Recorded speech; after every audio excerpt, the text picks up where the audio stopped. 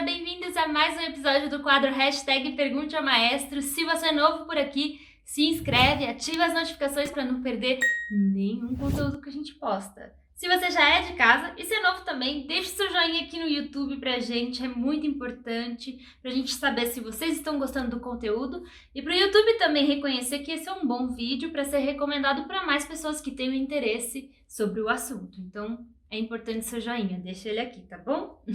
Compartilha nas redes sociais com seus amigos, manda para aquele amigo que você sabe que vai curtir esse conteúdo e que esse conteúdo vai ajudá-lo a tirar dúvidas sobre a carreira, música, canto, né? Então, manda para aquele amigo lá, tá bom? Então é isso, sem mais delongas, vem comigo, hashtag Pergunte ao Maestro. Olá, maestro. Quero pedir sua ajuda com uma coisa que preciso muito melhorar na minha voz. Consigo ir de voz de peito até o Sol 3, até o momento. Depois disso, consigo ir até um Fá sustenido 5, mas só com borda tênue. Porém, não quero que meus agudos soem como voz de cabeça ou falsete. O que posso fazer para deixá-los mais parecidos com agudos de borda densa? De novo, vou voltar pro piano, tá? Você diz que vai até o Sol 3 de voz de peito. Seria o Sol de um tenor, uma nota de passagem do tenor. Depois você disse que vai de voz de cabeça ao Fá sustenido 5. Fá sustenido 4 seria esse. Certo? Fá sustenido 5 é acima da Rainha da Noite. Você tem certeza que você canta esse Fá sustenido? Se você cantar, tô pressionado. E aí não tem como isso não soar de flageolet. Estão vendo? Vocês estão confundindo as tessituras? Vamos de novo, ó. Sol 3, Sol 4, Sol 5.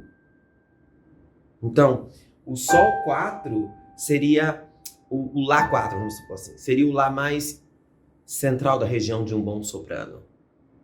Então, eu estou aqui no Dó 4, Lá 4. Quando chega no Dó 5, o soprano brilhou na sua nota mais importante. Aí eu tenho Fá 5, que é o Fá da rainha. Essa é a nomenclatura brasileira, porque de novo eu tô 3, 4, 5. Entendeu? Então, eu fiquei confuso agora. E aí, de novo, refaça a sua pergunta para que eu possa responder melhor. Mas se for o Sol mais baixo, quer dizer, esse Sol 4 que você está se referindo, aí você pode fazê-lo até do Dó 4 ao Fá 4, você pode fazer Half Belting, que vai soar bem mais borda densa. Isso eu posso já te garantir. Mas cuidado de novo com essas tessituras, tá bom? Então eu vou dar uma aula para vocês só de escala geral, hein? Porque vocês estão confundindo tudo. E aí o que acontece? A gente fica... Até eu tô meio tonto aqui agora, de tanto Fá 5 que as pessoas têm. Os meninos têm Fá 5. Não tem, tá? Mas é isso. Olá, maestro. Estou amando o Pergunte ao Maestro. Eu canto em coral no naipe de tenores, mas não sei exatamente da minha classificação vocal, pois tenho apenas 17 anos.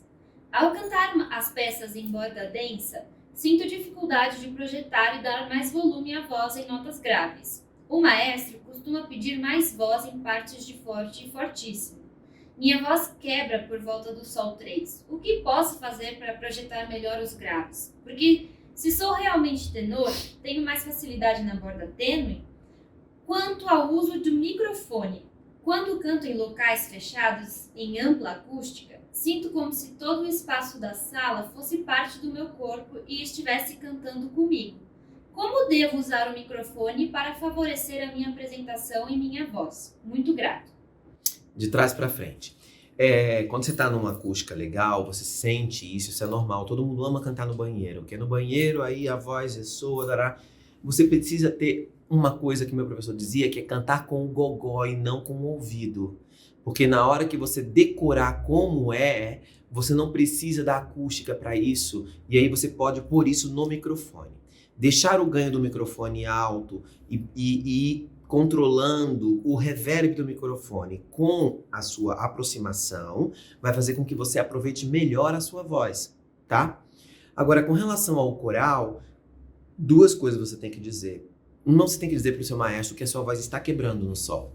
Você tem que dizer isso. E que você não consegue atingir o grave. Seja sincero, diga. Você tem 17 anos, calma. Então, por que você perguntou para mim? O que eu posso fazer? Ter paciência. Calma. Sua voz está terminando de mudar ainda.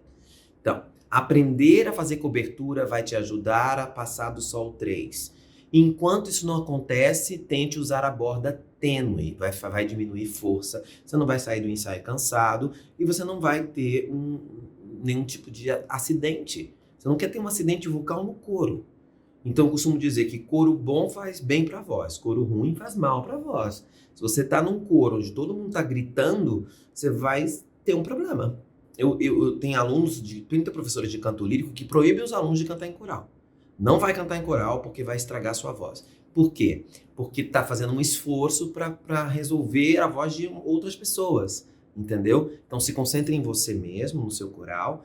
Vá até onde você pode com a borda densa, depois troque para a borda tênue, tente ganhar volume na borda tênue. O grave você vai até onde você pode, não force e tá tudo certo. Tem outras pessoas para cantar no naipe, você não é responsável pelo grave dos tenores, não é?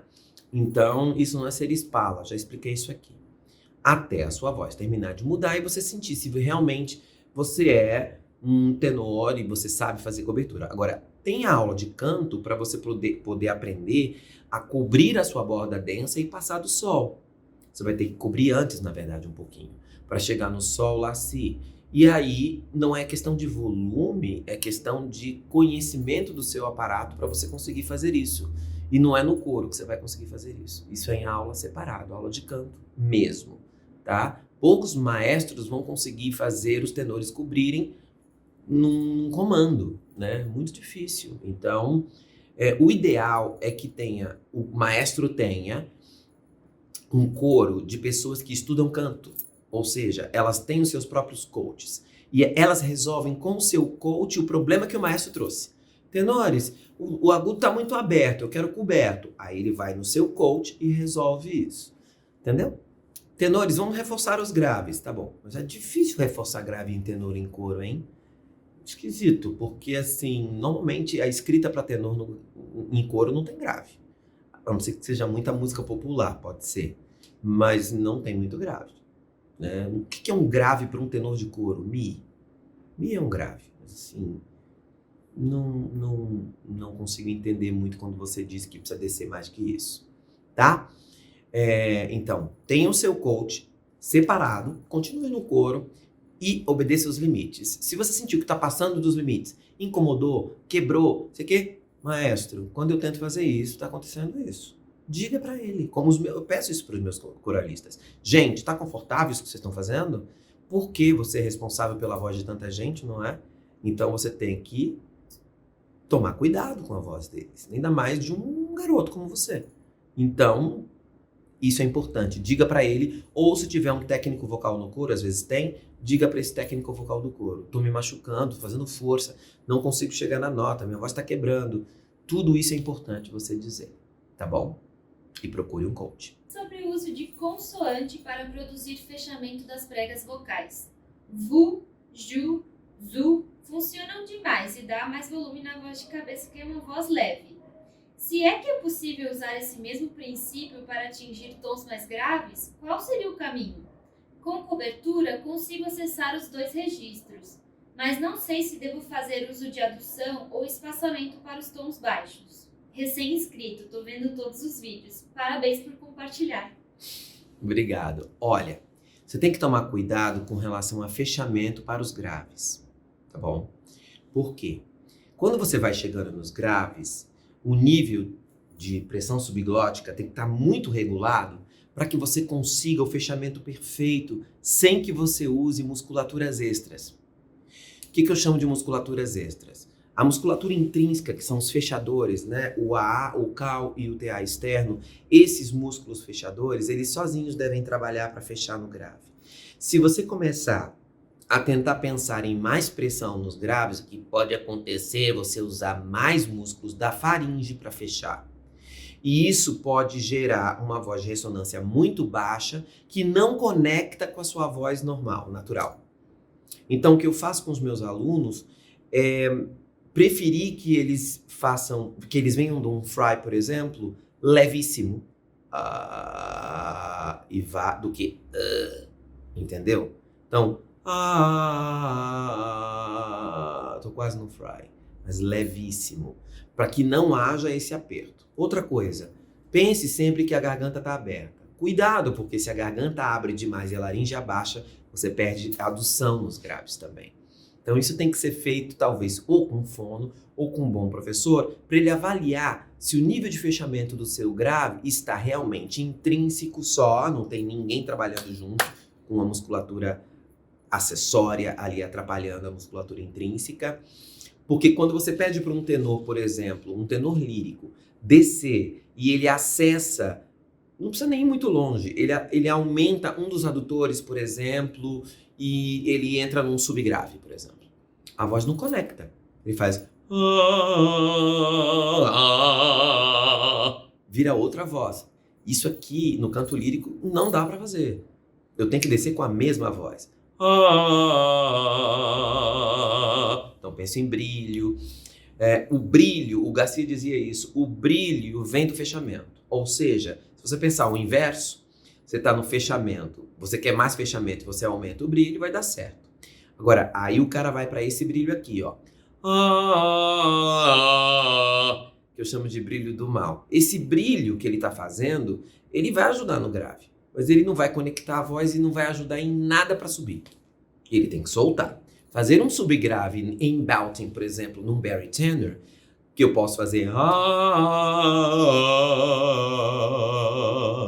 vai me ajudar a reforçar meus graves como bari tenor, e eu preciso soltar isso. No meu livro eu mando soltar antes do lá bemol 2, para que não haja aumento de pressão subglótica para subir. E tem que ser feito de uma maneira muito cuidadosa. Então, subgrave tem que ser feito de uma maneira muito cuidadosa nos tenores. Então, mas no canto lírico não tem subgrave. Não tem isso. Então, você não vai ouvir nenhum cantor, nenhum tenor fazer isso. Isso é muito importante que você entenda, para você não confundir o volume do fechamento do grave com uma musculatura extra que não deveria estar ali e que naquele momento te resolve, mas a longo prazo te atrapalha. Aulinha. Vamos encontrar eu tenho áreas, por exemplo, de tenor que eu dou bem grave para os meus tenores. E é área de tenor, tá? É bem agudo e bem grave. Tem uma em especial do Mozart que eu amo, dá para todos os meus alunos tenores. Chama C di Lauri. Vou pedir para a Tati colocar um pedacinho aqui. Ela tem um ré grave e um salto para um lá agudo.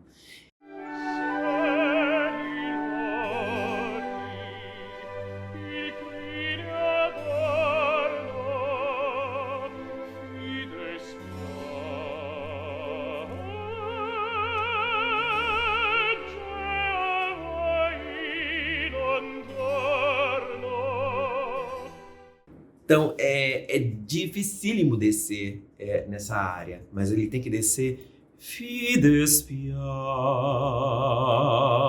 e não ia, senão ele não conecta.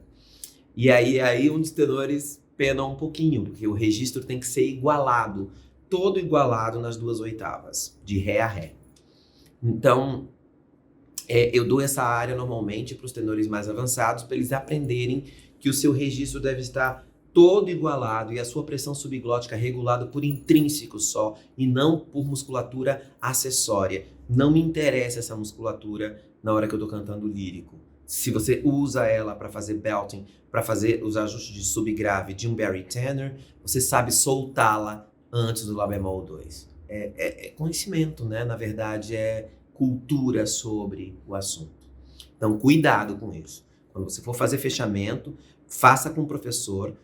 Ele pode te ajudar, por exemplo, com o tubo vibrante anterior, em vez do tubo vibrante posterior. Mas mesmo assim, eu tenho que tomar cuidado para não usar uma musculatura extra. E só um ouvido de um bom fono ou de um bom professor de canto vai saber se você está usando uma musculatura desnecessária ou não. Tá bom? Maestro querido do meu coração, me ajuda, por favor. Tenho perdido ar pelo nariz enquanto canto. O que eu faço para parar com isso? Perdido ar pelo nariz? Você tá... Deixa eu pensar. Perdido ar pelo nariz. Como você está conseguindo fazer isso? Porque pensa, se você canta a vogal A, vamos fazer um vocalize em A. Tampe o nariz. A uma vogal oral, certo? Então, A não tem nada no nariz, nem vibração. Então, esquece o seu nariz e vocalize em A. Isso já vai te ajudar bastante a você ficar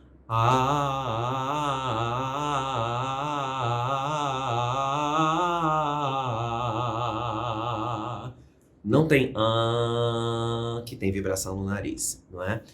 Eu não consigo entender como você escapa esse A pelo nariz. Agora, eu precisava ouvir. Agora, se for algum problema de que você já fez exame no médico, mostrou para ele que escape é esse, tô tentando entender, tá? De uma certa forma, tirar a sensação do nariz da voz, ou seja, das vogais que usam a cavidade oral e a cavidade nasal simultaneamente, que são as vogais nasais, tente deixar tudo oral para você ter uma sensação de que não tem nada indo pro nariz. Entendeu? Nem vibração. Então, isso vai te ajudar a ter uma sensação mais oral. Mas eu não consegui entender a sua pergunta, desculpa. Será que eu tô burro hoje, Tati? Não. Eu acho que eu tô muito burro hoje. Tá difícil pra mim. Tá, a gente tá gravando em outro lugar. Não sei. Não consegui te ajudar, lindão. Mas obrigado pelo seu carinho, tá? É lindão ou lindona? Lindona. Lindona. Obrigado, viu? Pelo seu carinho. Mas o seu querido maestro não conseguiu te ajudar. Mas as vogais orais vão te ajudar a ter uma sensação de esquecer o nariz. Tá bom? Até porque o uso da cavidade nasal excessivamente pode deixar você fanho realmente, ó. Quando eu falo assim, por exemplo, eu sinto fanhar pelo meu nariz. Mas eu não acredito que você esteja fanha. Será isso? Não acredito isso. Não é? Mas você sente que está empurrando o ar pro nariz, né? Mas aí é de muito isso aqui. Não acredito que seja isso. Pode ser também uma sensação errônea sua, que você está sentindo que está perdendo ar pelo nariz e não é nada disso. Tá? Põe o dedo aqui embaixo do nariz, quando você faz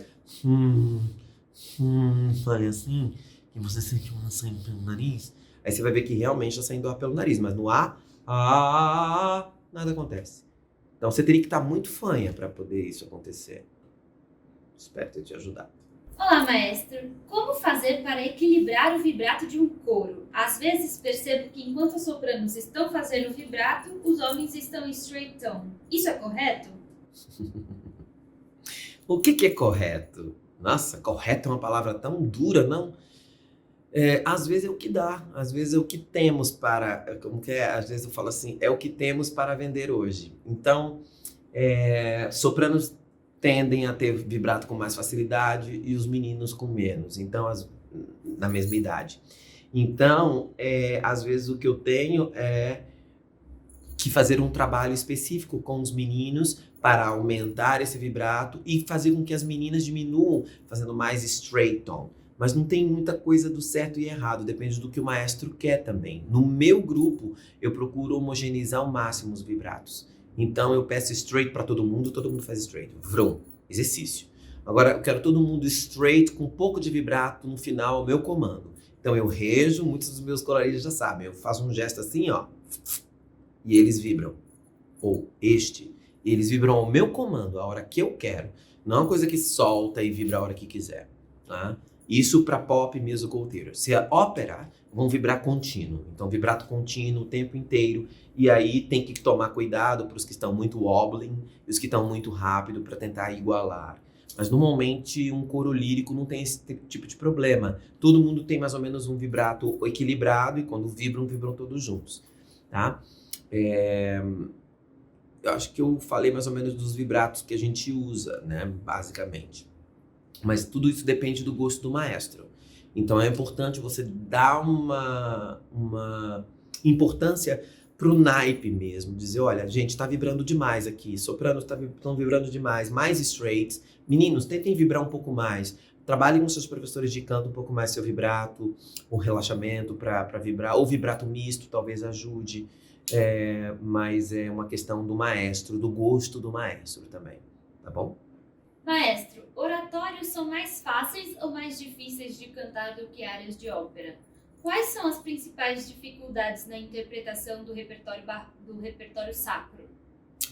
Depende do oratório, depende da ópera, tá? Então, tem vários... a gente considera como sendo oratório uma coisa mais simples, mas tem coisas muito complicadas de oratório, tá bom? O que eu posso te ajudar? Quando você vai estudar um oratório, procure estudar oratórios que são feitos. Porque se você... Não que você não possa estudar um que não seja, mas tenha no seu repertório pelo menos um que é feito, sabe? Porque senão você termina estudando uma coisa que você nunca vai cantar. Também estude alguns que não são feitos para você ter como cartas na manga para um concurso, por exemplo. Na hora que pede uma área de oratório, você canta uma área de oratório que nunca é feito. Aí você ganha aí, tá? É uma questão de escolha. Mas o que ele falou no final, Tati? Quais as principais dificuldades na interpretação do repertório sacro? As principais dificuldades que eu acho são as práticas de performance da época e as escolhas do maestro. Vou te dar um exemplo. O oratório mais feito no mundo é Messias, não é? Então, eu já fiz vários. Nunca fiz um igual ao outro. Porque cada maestro quer de um jeito. Um diz assim, eu sou da escola tal, que diz que não sei o quê, que a área do contralto não pode ser ornamentada, porque Handel escreveu para cantores de coro. Aí ele me mostra a edição que ele está usando. Aí eu falo, maestro, desculpa, mas essa área foi escrita com castrato, então eu posso ornamentar, certo? Aí ele diz, não, mas peraí, mas os outros não vão ornamentar. Aí fica uma discussão, então às vezes é complicado fazer assim. Às vezes eu escolho o Messias que eu vou fazer pelo maestro que está regendo, pelo cara que sabe o que está fazendo, que às vezes ele tem umas escolhas que são de uma edição de um cara que fez uma teoria, que não sei o quê. É complicado isso. Então, o que eu acho que é complicado? A prática de performance. Você vai fazer um oratório, por exemplo, como eu já fiz. Uma vez eu fiz um oratório onde os 4 solistas tinham uma ornamentação de trilo com resolução. Aí o maestro quer o trilo de resolução assim. Daí o tenor não consegue fazer esse trilo com resolução assim, a soprano consegue, o baixo sim, o contralto eu faço de outro jeito. Aí o maestro gosta do meu jeito, quer mudar. Vamos fazer desse jeito a resolução. Aí a soprano não consegue. Então, se nós 4 somos solistas, estamos fazendo uma obra, o maestro tem que escolher qual é a melhor resolução para que os 4 façam correto. Um trilo com resolução. Quanto tempo vamos trilar para resolver? É uma semínima pontuada, eu quero que vocês trilhem uma semínima e depois parem de trilar e façam a resolução. Isso é uma coisa que é o que eu acho mais difícil, para ter unidade, sabe? Mas geralmente as áreas são menos pirotécnicas. Se você escutar Rejoice do Messias, você vai ver que não é uma coisa simples, não é? Ela fica muito tempo sem respirar fazendo coloratura. Você diz, ué, mas não era simples? Simples em tessitura, não tem uma tessitura muito ampla, não tem uma tessitura de ópera, mas não tem como eu te responder isso com... Eu tenho oratórios que eu canto que não são feitos, que são dificílimos, e eu estudo, e eu amo estudar, na verdade, porque eu ponho eles em concurso, porque ninguém nunca canta, e aí eu ponho em concurso, e aí ninguém conhece, é ótimo pra mim. Eu não faço mais concurso, né? Mas quando eu fazia. Então, acho que o mais difícil seria a prática de performance. O que o maestro quer? Os argumentos dele, né, vão te ajudar no ensaio de sala. Nesse ensaio de sala, você, o contínuo e o maestro decidirem como serão as ornamentações e se vão haver ornamentações, né? Se existirão ornamentações. Isso é o que eu acho mais complicado, tá?